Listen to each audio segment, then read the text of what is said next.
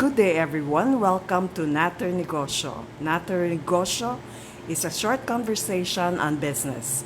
Karon niya kanato si Ellen Limokon, General Manager of Lamac Multi-purpose Cooperative. Ganahan mi mahibaw ma'am, since naman taron sa Hidden Valley Mountain Resort, dako naman gyud kay ning resort sa among tan-aw gikan sa sinugdanan nga bag-o pa ming nagkaila sa Lamac Multi-purpose Cooperative. Giun sa mga pag-start sa cooperative? Ma'am, nag-start ang atong cooperative way back 1973 as a farmer association. And then it's only started with only 70 farmers, and then our financial is only, our share capital is only 3,500. But then today, as we registered already in CDA last March 30, 1992, and then we are now registered as an agricultural cooperative. And our mission is really to help our farmers na mahimo gid sila nga kanang successful po nga mga farmers, not only producer but also an entrepreneur. Okay. Nganong gitukod ba ninyong cooperative? So, gitukod ginamo ni ang cooperative because we always believe nga kung kami magkausami, and then we can also cater their needs because during the time we're very isolated. Ganahan ka ma-develop ang agricultural area. Yeah. And then wala man mi sa una, wala may electricity, wala may kalsada. So karon in God's grace aduna natay concreted na ang ato ang mga kalsada karon gikan dinhi sa Cebu, Lutupan, Bungap, sa Toledo hanto na gid sa mo ang town. Giun sa kanusan hisud ang Department of Trade and Industry? So we're so very happy that DTI is always with us because we believe also in their programs like sharing their shared facility in the value chain. So it was, although we started partnering DTI during the inception pan mga way back mga 1994, and then we continue partnering when we are now engaged in agriculture enterprises. So it was in 2014, and then hantod na karon. So the first mga agro value chain nga amo ang na-partner sa DTI ang katong ato ang sa cassava production na sa Bugo. So we are receiving 3.7 million shared facility para sa ato mga cassava farmers. And that nakita na ko ma'am nga with the convergence and intervention of the government agencies like DTI, so matabangan ginato ang mga tao. So we can finance our people in terms of production, but in terms of the kato mga equipment nga necessary para ma-granulate ang mga cassava, as we partner also San Miguel for the BIMIG. So karon there are so many farmers already is receiving also that kind of privileges. And other than that, we continue our partnering by also partner with the Philippine Carabao Center and DTI. We have now our own dairy processing plant. Imagine ka ma'am, our farmers will now focus on milking because they are just in the countryside. Og tinod tong gisulti nato nga sa dairy ang kita daily. So DTI is giving us also some of the milking can to our farmers, and also not only limited for that, we have now our own dairy processing plant, a very sophisticated nga processing plant, wherein almost 3 million ang na-extend po sa DTI para sa mo ang processing plant, and complementing also of the assistance of the PCC. So we have now not only limited for the shared facility, because DTI is also inviting us also to be a part of the capacity building, like the product development, the branding, and of course introducing also market. So introducing also market. So that is now we have now the Cara Delights, the Cara Cares na mga product. And we every time that we have value chain na maamo agit nga mahunaan, so awan ang paibaon ang DTI, so that this should be ready, like for example the cacao. So we have now our nursery, and then we also a member of the Regional Cacao Council, and then so we have now almost 500 hectares being planted with our farmers, and we are now on the value chain. But tablia making DTI is training also our women to engage in tablia making. So we have now our own tablia processing, and our facility there is coming from DTI. Okay. Aside from kuan tableya, di ba napa mo may katusoyng Yeah. So katong- this is the new one. So we have so many women here nga wala sila yung mga livelihood, but they have the skills nga kamao sila magtahi. So we have also partner TISDA for the training. And then of course, while they're still on the training, so I told also DTI na, ma'am, nabamoy ka ng mga makina din ha, ma'am. So nga, and they also very ready for that. So our equity is to put up the garment center building. And then after the graduation, so humana sa among building, naabot na po ang makina. So karon ang amo mga women are enjoying na sa paggamit sa ato ang mga facility kagikan sa DTI. I heard also nga naghimo na supplier mo sa kuan sa Red Ribbon o sa Yes. sa unsa man ning gipang supply nimo?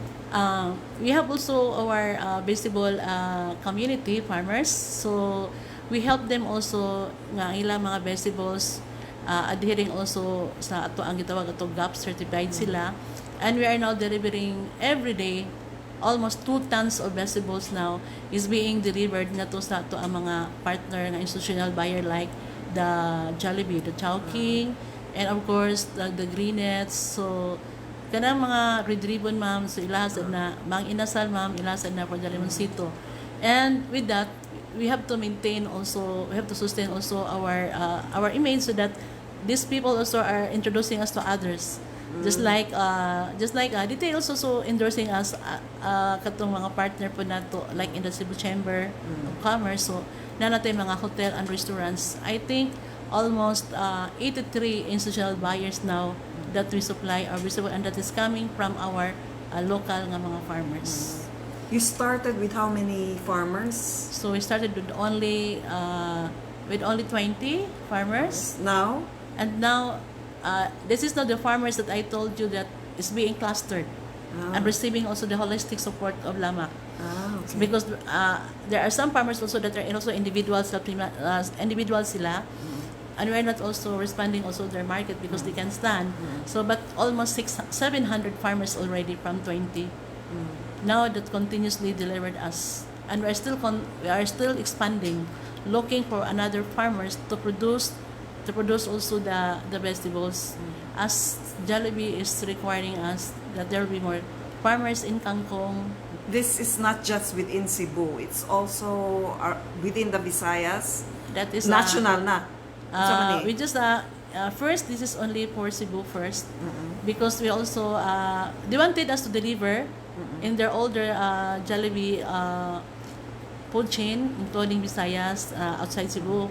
But we tell them na kanang we are not a trader.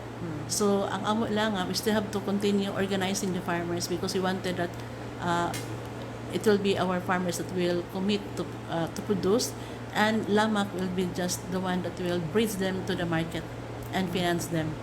And they're so very happy because that is also their CSR. And you see our mga institutional buyers, they will not just say, oh, Lamac deliver us. They have to visit also. They visit also our The place. Yeah, the place and the farmer's farm. And the farmer's farm, because they wanted to ensure na tinood ba gyud mga farmers mo ay nag-produce.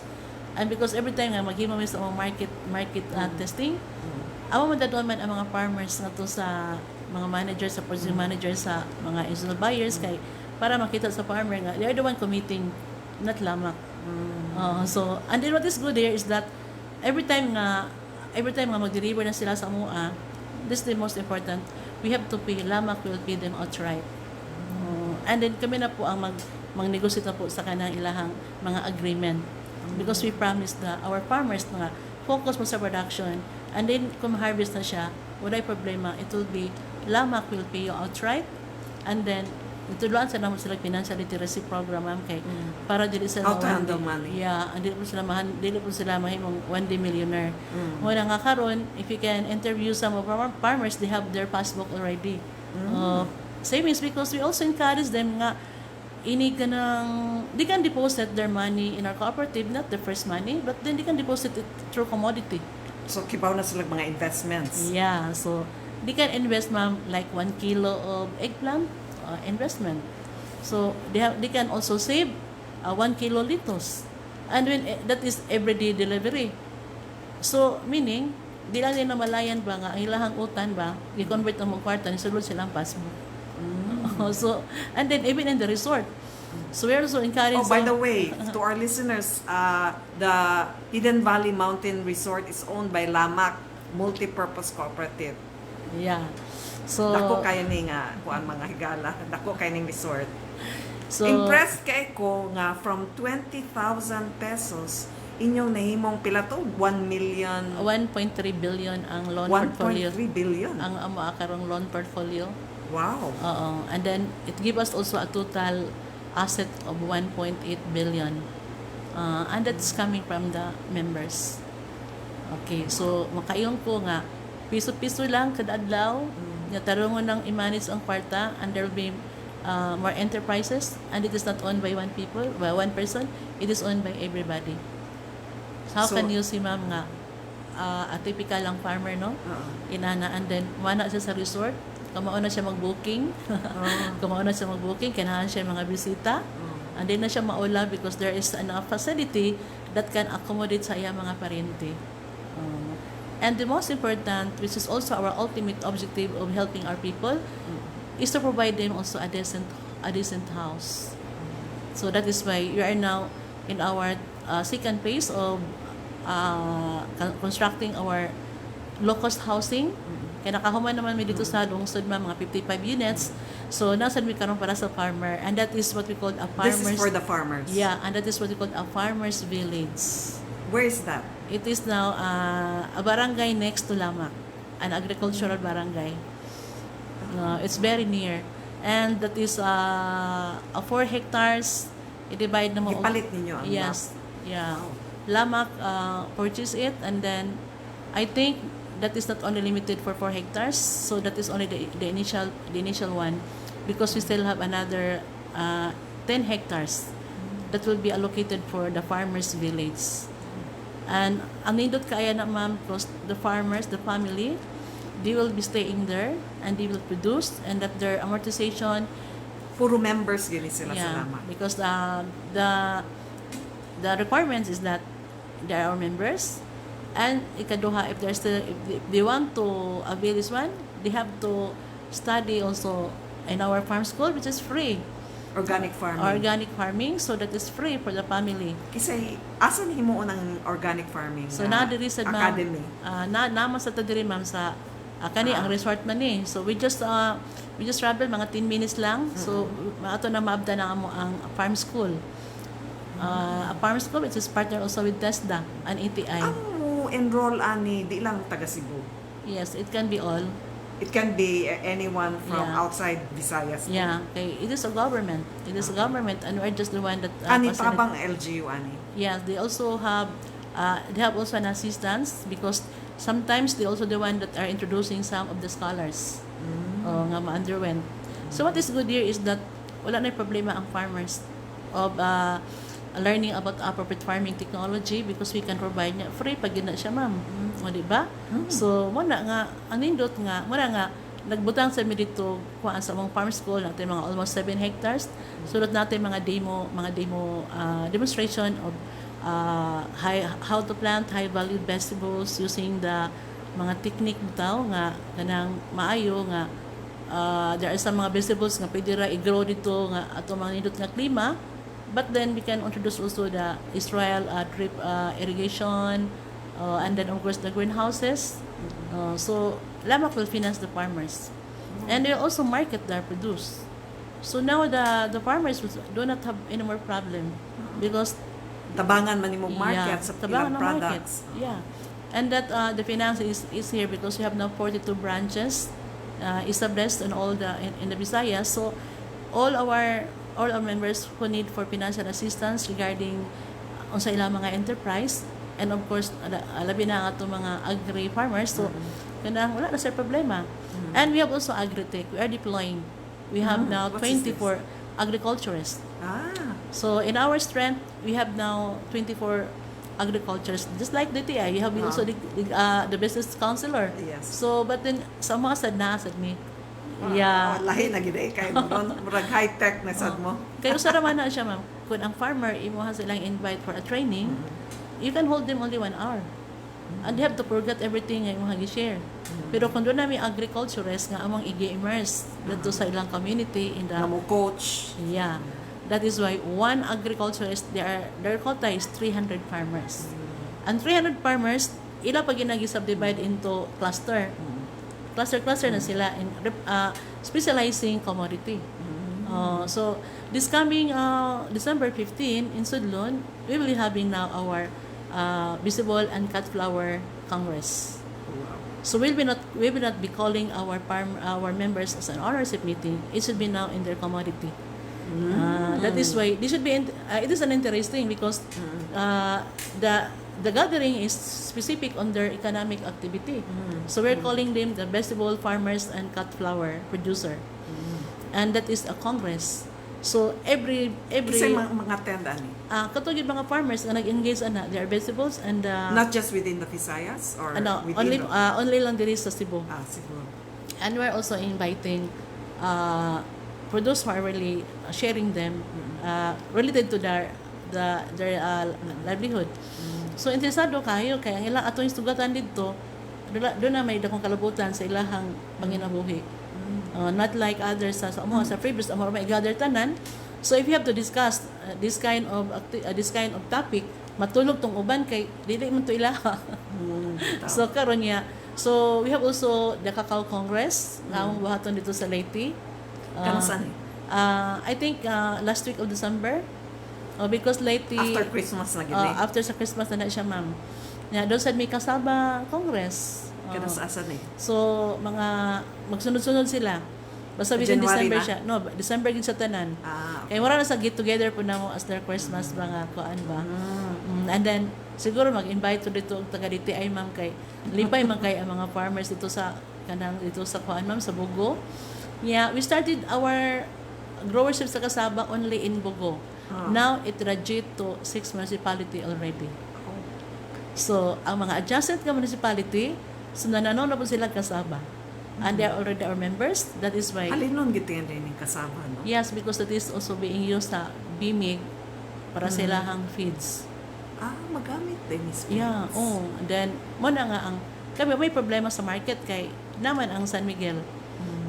Ang amo lang is to organize the farmers to plant this and then provide the logistic. And then after that we also market. Yeah, DTI is our partner in the shared facility. Lipay kay may ma'am kay karon sa mo sang Pilipi sa mo asang kukuhab. Kukuhab ma'am kay nagpadong na kami sa BCO.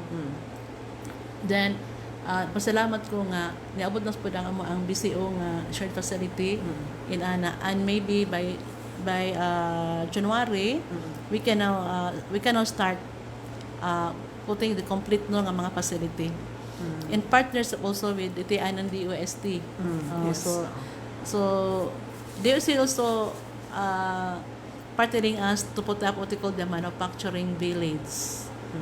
So in ana ilaha and then doon na po ilaha dito ang area and then of course kanunay mi nga nag-work it out. So I'm so happy with Lamac Multi and then of course the rest of the DTI personnel who is also kanay makulit ng good me kay may nga magud nga ma'am mag-training ko aning meat processing nasa ko meat processing training sa ma'am ang dami niya ko ma'am ha og kanang shared facility kay amo mo kong market ma'am imagine ka we have also 100,000 members so they're now captured market already so mo na nga nanamo sa mi pigiri so that is why kanang kapit tanan na inyong na isudlan. pigiri so sila mo supply og kanang meat sa amo ang mga women so karon ngayon ako ni Ma'am Lorly nga ma'am basig na sa may mga shared facility pod inana sa so sa ikaw jud Ma'am Lynn ini ko nga okay kay ba mo gid mi nga ang DTI kanunay naa inana ba and it is also one thing that all the people in the country will know that there is money in the government